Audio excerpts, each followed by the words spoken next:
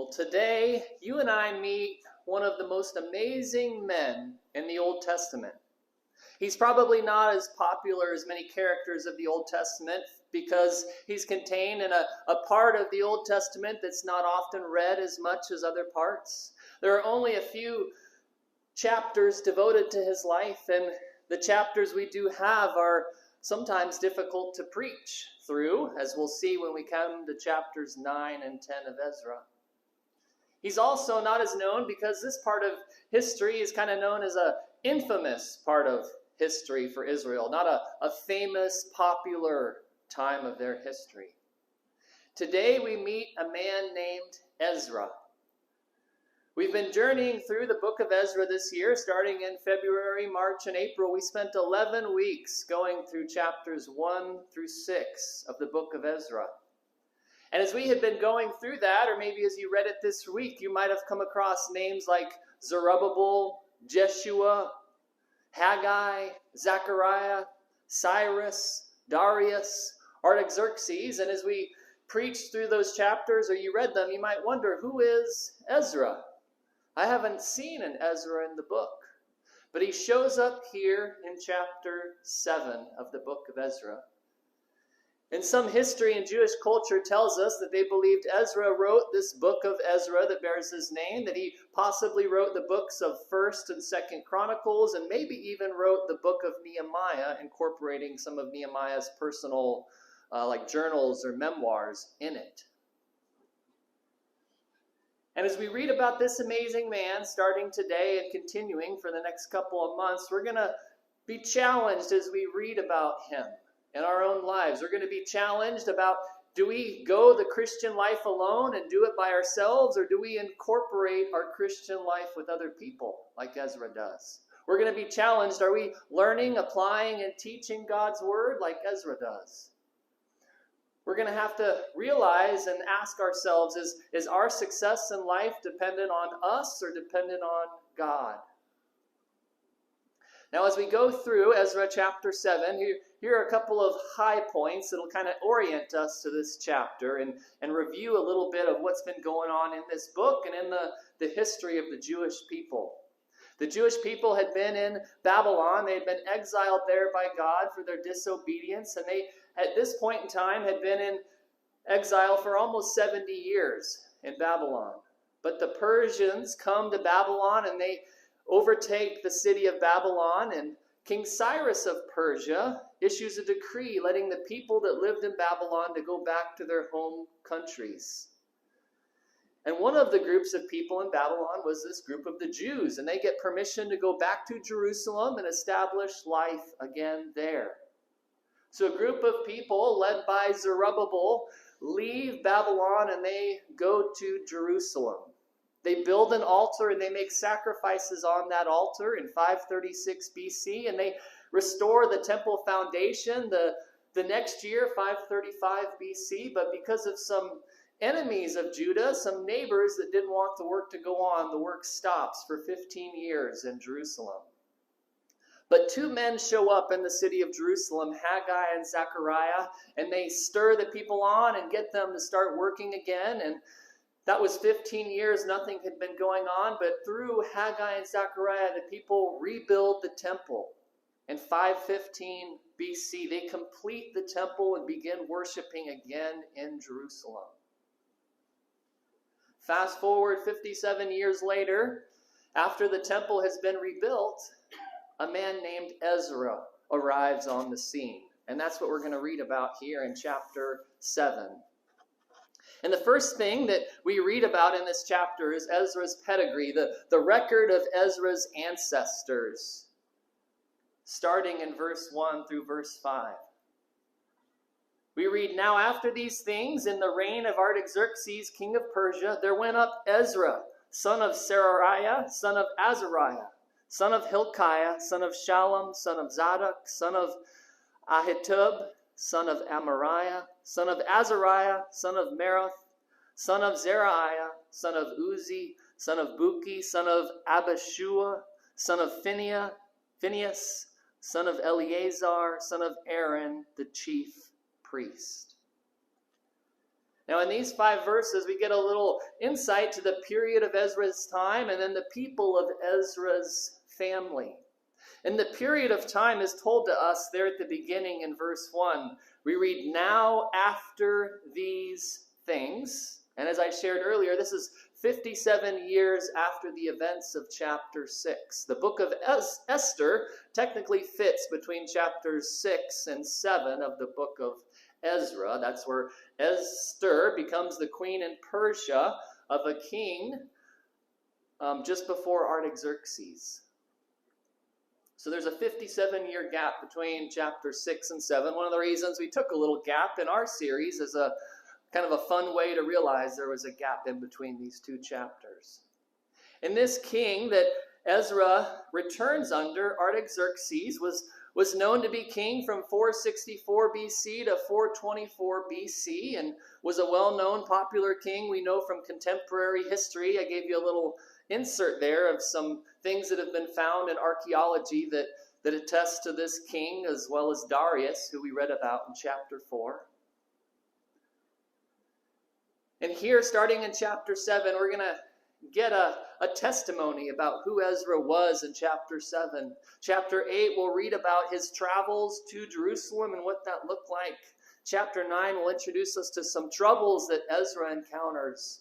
And then chapter 10 is the task that Ezra does to fix those troubles.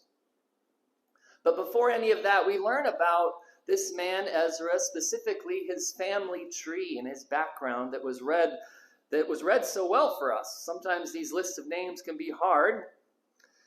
But let's point out a few things in these genealogies. I know sometimes it's easy to skip genealogies, but sometimes we can learn good things from them, and there's sometimes debates of whether they are strictly literal or are there gaps in there and how that affects, for example, the age of the earth from Genesis 5 and 11. Or even the genealogies of Jesus are a debate sometimes of Matthew and Luke, whether those are literal and what's possibly missing or not. So let's look at this one and just examine it. And at the beginning, we read about this man named Ezra. It's possibly a shortened form of Azariah, a name which occurs 2 times in this list. And as we read this here in verse 1, we read, Ezra was the son of Seraiah. Now that name Seraiah is the high priest who was in Jerusalem when it was conquered by the Babylonians in 586 BC. But Ezra returns in 458 BC, so there's a 128-year gap between these 2 men. This is possibly our first hint that this genealogy is not strictly literal, but there are some gaps in between, because if Ezra's dad was 28 years old when Ezra was born, Ezra would be 100 years old. Or we could flip that. Ezra's dad would have had to have been 100 years old if Ezra is 28 years old. So it seems like a pretty big gap of time for there just to be 1 generation. That's our first maybe subtle hint that this genealogy has some gaps in it. The age between Ezra and Seraiah. Then we notice in the middle, this person, perhaps Ezra that writes this genealogy, he includes some popular, well-known priests in Ezra's lineage. For example, Zadok was well known from 1 King. Phinehas was mentioned in Numbers. Eleazar was known as well.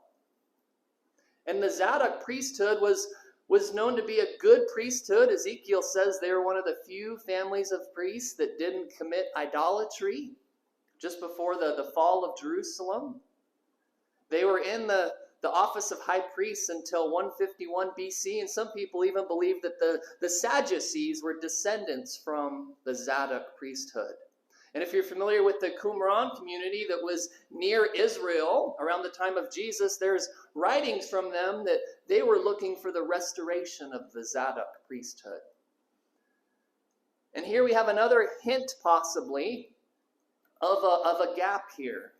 See, in verse 3, if we compare Azariah, son of Merath, it appears there's only 1 generation of gap there in verse 3, but if you compare those same 2 names in 1 Chronicles chapter 6, there are 6 names that appear between Azariah, and Merath. And I think one of the reasons that is because in Hebrew and Greek, they didn't have specific language like we have, where we can say, that person is my sister-in-law, or that's my second cousin once removed. Different, very specific language that we have to describe family members. Back then, it was pretty simple. You had a father and a mother, brother and sister, son or daughter. There wasn't really language that described much besides those two things. There wasn't great-grandfathers or great-great-grandmas or anything like that.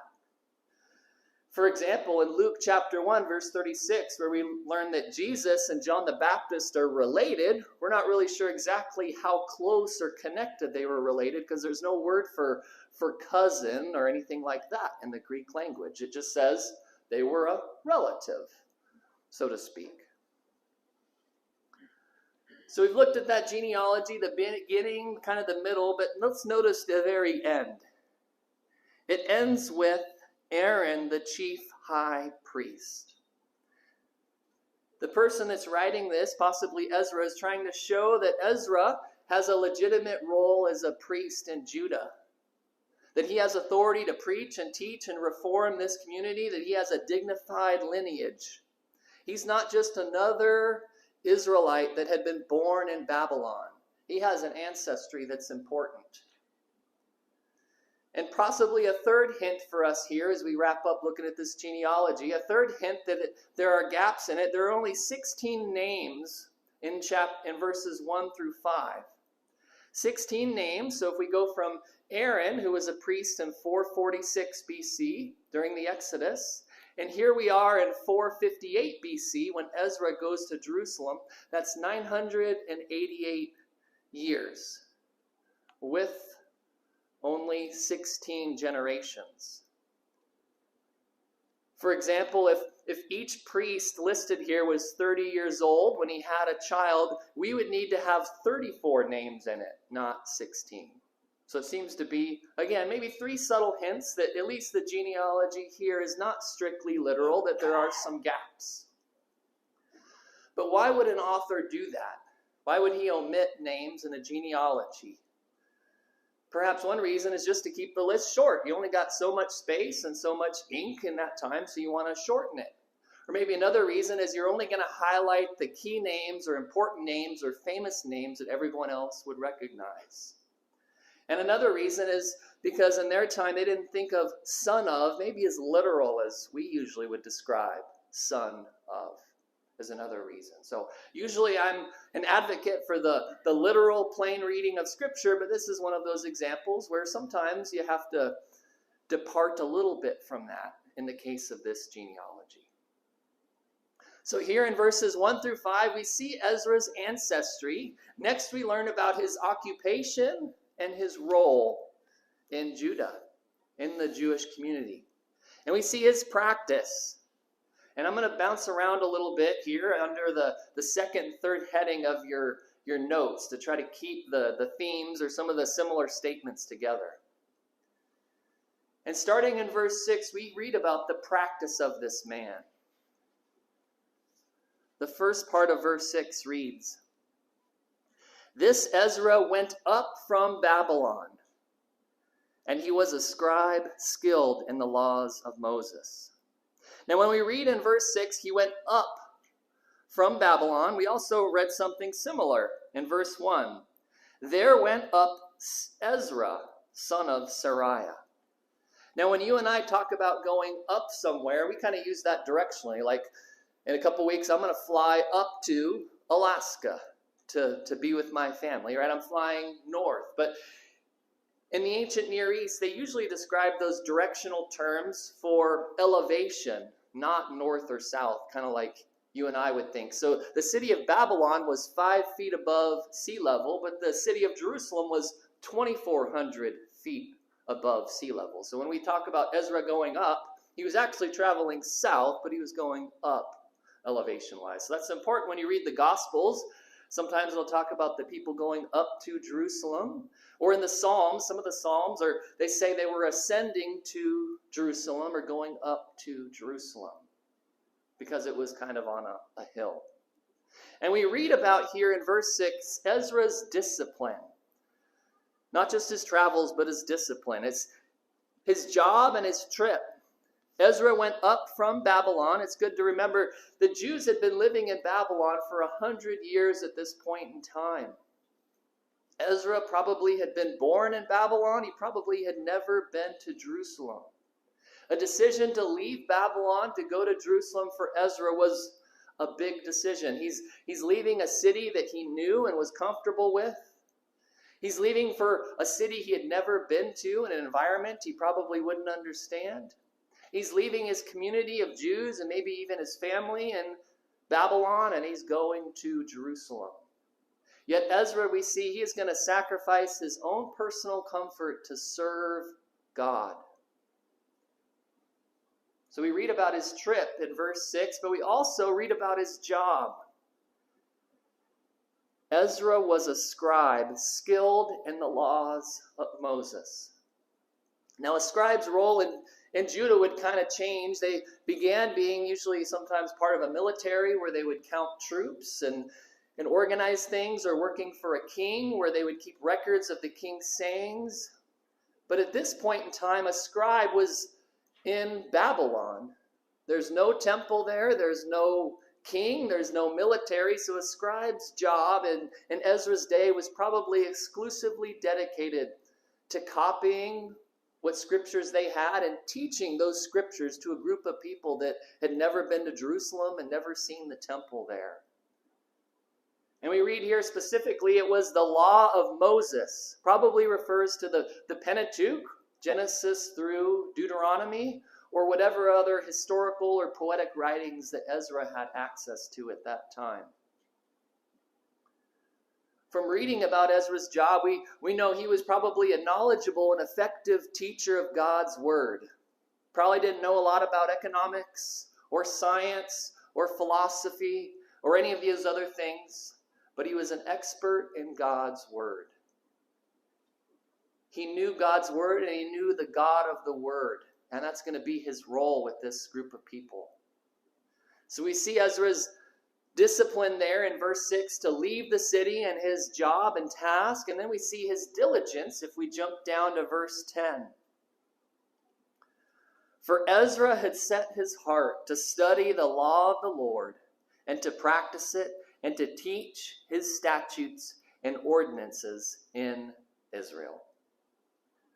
Now, when you read Scripture, we want to look for some basic parts of speech when we read sentences, right? What's the subject? What's the verb? What's the object? Some of those basic English grammar that we've learned can take us a long way here. And as we read verse 10, we read the man is Ezra. The verb here is he set his heart to study, right? Literally, it could be said he set his heart firmly or established in his heart. That's what he does, the verb. But then there are three additional parts to that verb. Three infinitives. Now hang with me. This is our English grammar, okay? An infinitive is a verbal noun that's depending on other verbs, right? It kind of completes other verbs. For example, we've all seen Star Trek. Their motto is to boldly go where no man has gone before, right? That's an infinitive.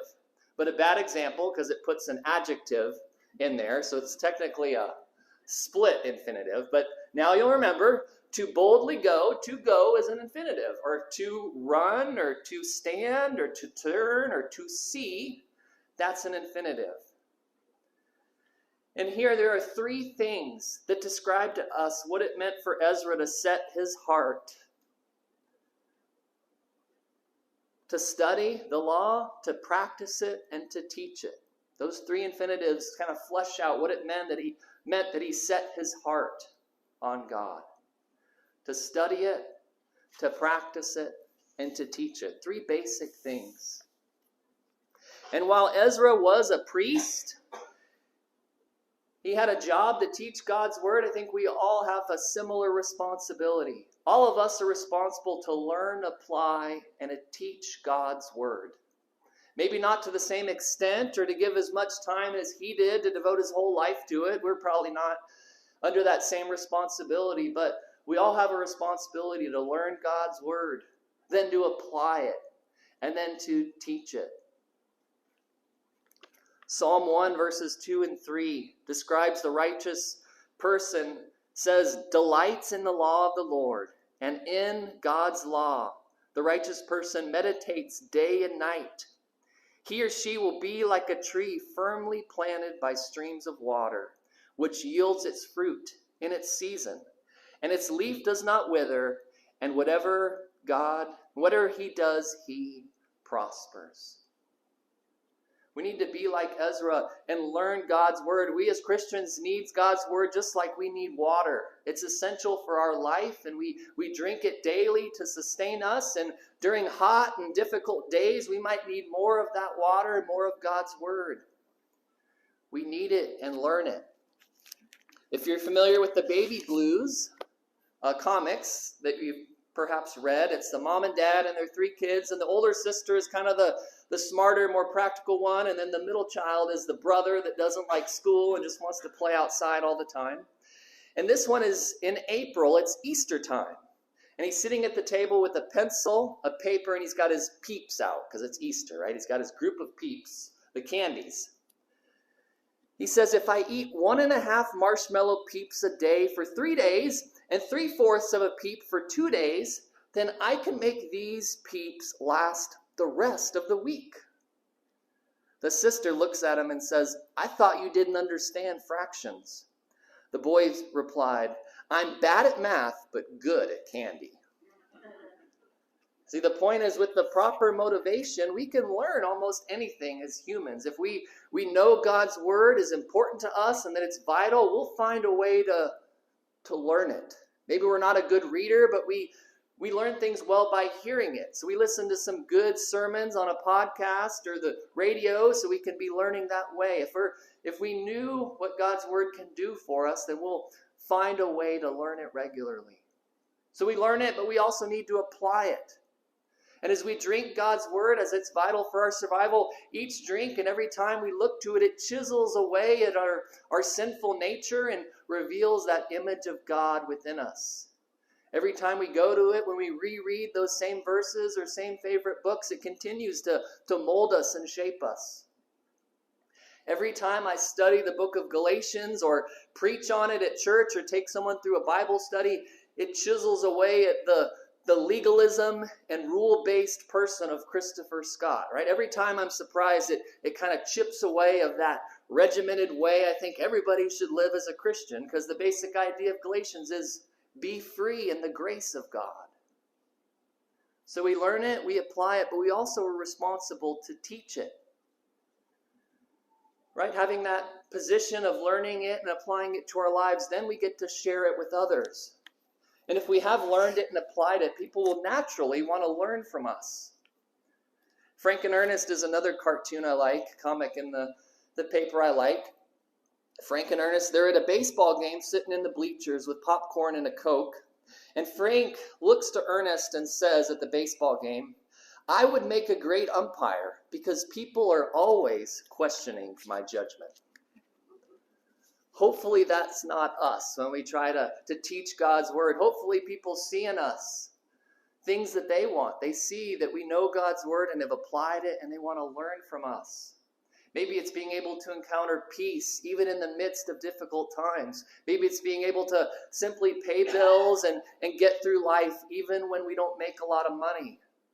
Maybe it has to do with parenting a lot of kids or difficult kids, and we can look to others to help us through those difficult times. We have to learn, apply, and then we get to teach. Warren Wiersbe has said, if our knowledge of the truth doesn't result in obedience, then we end up with a big head instead of a burning heart. And truth becomes a toy to play with, not a tool to build with. See, this is what we do as grandmas and grandpas, or brothers and sisters, or dads and moms. We instruct God's word to others. It doesn't have to be in a formal Sunday school. It can be sitting around the table, or going to Walmart, or in the lunchroom at work, whatever that might be. We can share God's word and implement it. So here, as we're reading about this man, Ezra, we've seen his discipline and his diligence there in verse 6 and verse 10. Now we're going to look at his devotion in verses 7 through the first part of verse 9. We read about Ezra, and it tells us in verse 7, some of the sons of Israel and some of the priests, the Levites, the singers, the gatekeepers, and the temple servants went up to Jerusalem in the 7th year of King Artaxerxes. He came to Jerusalem in the 5th month, which was in the 7th year of the king. For on the 1st of the 1st month, he began to go up from Babylon. And on the 1st of the 5th month, he came to Jerusalem. So here we learn about this group of people that return with Ezra back to the land. He wasn't by himself, and we'll read about this group in chapter 8. And if you count up all the groups in chapter 8, it's about 1,500 men that are listed. So he's got probably 4,000 to 5,000 people traveling with him, if we include women and children. And this trip, it would only be 500 miles in a straight line, but they have to leave Babylon. They go west up to Syria and then south down to Jerusalem. So it's going to take them 900 miles roughly. And the text here, as we read about, takes about 4 months. They leave in the 1st month, which is the month of Nisan, April. I believe April 4th is when Nisan technically began. Nisan is the pickup I drive. Nisan is this month. And then they arrive on the 1st of the 5th month, which in the Hebrew calendar was Ab, which is our month of August. So probably August 4th. So it's a 4-month journey. He travels with 4,000 to 5,000 people throughout the hot summer, through the desert, to arrive in Jerusalem. And as we read about this man, Ezra, I think we learn all of us should do ministry with other people, just like Ezra took a group of people with him back to Jerusalem. Ezra could have went alone. It would have been easier. He probably would have gotten there faster. He definitely would have had less stuff to bring, but he takes a group of people with him. And we'll read in chapter 8, it seems like it takes them about 11 days before they can even leave the city of Babylon. They say they leave on the 1st of the 1st month, but they don't actually leave until the 11th day.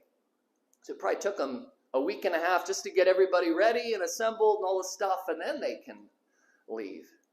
Kind of how it's different when you're just married and then you have kids, and anytime you want to go somewhere, it seems like it takes an hour before we even get out the door, right? Same idea here. Ezra included a group of people to go with him, and we should do ministry with other people as well. But Jesus never did anything with other people, right? Jesus traveled alone. No, he had 12 disciples. He brought with him everywhere he went. He had a group of people that included men and women that followed him. That's an example we should follow as well. If we read the New Testament letters in the New Testament, the beginning, the introduction, and conclusion usually include a group of people. The author was greeting, congratulating, praising, trying to encourage people that they were in fellowship with. Paul always traveled with other people and did ministry. But that's something, to enjoy community with other people or to do ministry isn't something that's really promoted much in our culture. The self-help genre kind of focuses on you and your happiness, and you're the only one responsible for your happiness. And people, they'll just slow you down or mess you up, so just go life alone and be focused on your own personal growth. That's what matters, is kind of the self-help genre that we hear often, and it sometimes creeps into our churches if we're not careful. Christianity Today had an article a few months ago where this writer had kind of contrasted the current Christian books that come out with self-help books and compared their book titles, the subtitles, and some of the quotes. And it's surprisingly how similar they are. This book describes how the title is Girl, Wash Your Face. Stop believing the lies about you and become who you were meant to be. She writes, you and only you are the ultimate one responsible for who you become and how happy you are. See, instead, we should look to community to be included in, not just community for the sake of growth, but Community for the sake of service and helping other people and being with them. If you go to the hospital to visit someone, bring someone with you. If you're going to go to church and do some tasks or fix some things or do some decorating, bring someone with you. Enjoy the community. We see that principle throughout Scripture.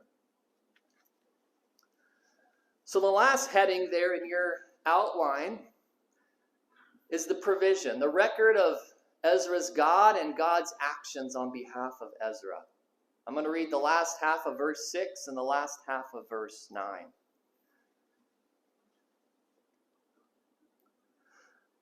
The Lord God had given to Israel the law of Moses, and the king granted Ezra all he requested, because the hand of the Lord his God was upon him. And then down to verse 9. The good hand of his God was on him. This phrase of the hand of God being on Ezra is a theme woven throughout the book of Ezra and even in the Nehemiah. Ezra chapter 7 verse 28 says a similar statement about God's hand was on Ezra. Then chapter 8 verse 18, 22, and 31 say almost the same thing. We see the phrase repeated to Nehemiah in chapter 2 of Nehemiah. And I think Ezra includes this here to show it wasn't shrewd leadership skills that let the people go back. It wasn't a political maneuver or manipulation that allowed them permission to return to Jerusalem. It wasn't bribery or creative tricks or persuasive arguments or personal friendships or anything like that that gave these people the permission to go back to Jerusalem. It was God's hand of blessing that allowed them to return.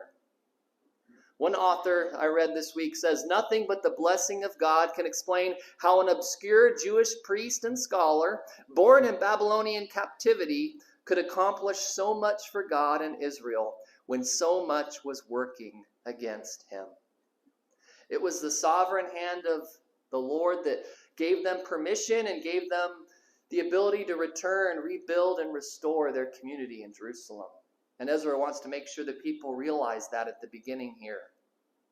Now there is some contemporary history that maybe shows us why this king was so kind to Ezra.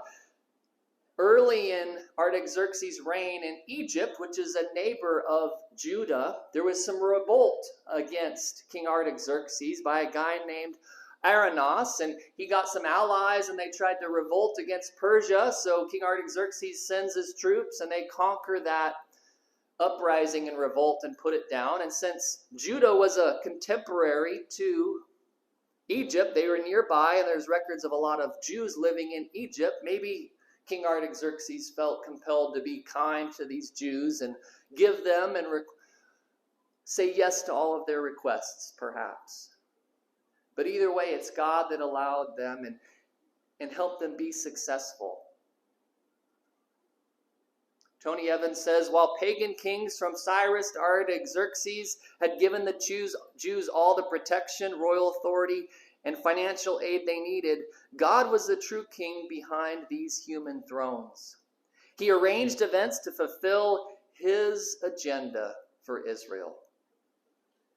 And I think the point we should not miss from verse 6 and verse 9 there at the end is that all of our success in life, like Ezra, is based on God. Not our human ingenuity, not our human creativity, not our human strategies. It's God's provision. All of our accomplishments and success is because of God's work in our lives. There are a lot of people that have secrets to success they will tell you. If we asked Ezra, what's your secret to success? I think he would say, God's blessing. God's provision was my secret to success. And it's an important reminder, not just for everyone, but also for churches. You know, I come out of a church for 4 years. I worked there, and as an associate pastor, we were told, you never use the word cancel, because that sounds negative, right? If we're planning a men's retreat and no one signs up, we don't say we cancel it. We just say we postponed it. Cancel's negative, sounds like a failure. We have to say we postponed it and we'll try it again, even though there was really no plans to actually try it again. Or at that same church, we were taught, and there was a group of volunteers that I was supposed to oversee, where people would show up and then we would add chairs as the service filled up, right? The first half of the rows would fill, and then we'd put a couple chairs out and let people sit there, because we could never let it look like there were empty chairs. That would be a failure if there are empty chairs. We want it to look like the service is a success. Even on Christmas Eve, where lots of people come for Christmas Eve. I remember the last Christmas Eve I was there. The service is about to begin, and there were too many chairs out, so we're putting chairs away as people are walking in the door, because we don't want it to look like a failure. There are times, sometimes in the church, we kind of almost feel like we need to help God or manipulate the way God is working in our favor. But if we depend on God and we truly trust Him for our success and our accomplishments, none of those things require our attention. Those things wouldn't matter if we truly trust God.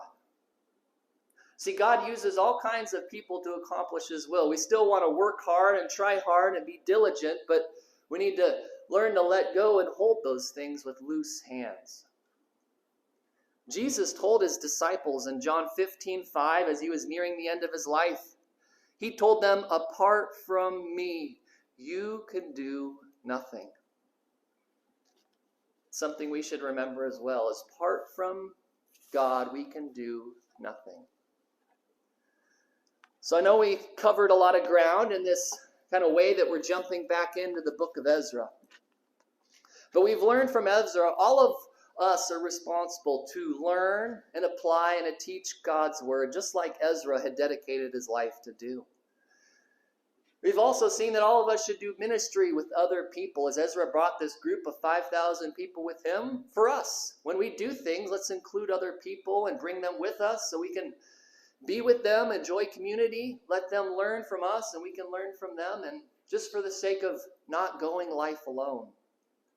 And third, Ezra's taught us all of our success is based on God, not our own human creativity or our own ingenuity. See, in our culture, we love celebrities. A celebrity is someone with a big name, but a hero is someone with a big character. And as we read about Ezra, we see this man, what he does, how he interacts with people, what he'll ask of the king, how he handles problems, how he looks to God in the midst of those situations. And I pray as we read about Ezra and learn his story, we grow and we improve as we rely on God and trust God just like Ezra does. None of us here are celebrities with a big name, but I pray we all can be heroes with a big character, just like this man, Ezra. Let's pray. Lord, thank you for preserving your word, that we get to read about these people with interesting names and interesting stories that we don't come across of very often, maybe in our own devotional reading. I pray you would give us the heart of Ezra to want to know you and your word like he did. Help us to include other people as he did in his life, to do ministry and to do life with others. And for us to credit you, Lord, with your accomplishments, whether it's good things done at work, maybe kids that are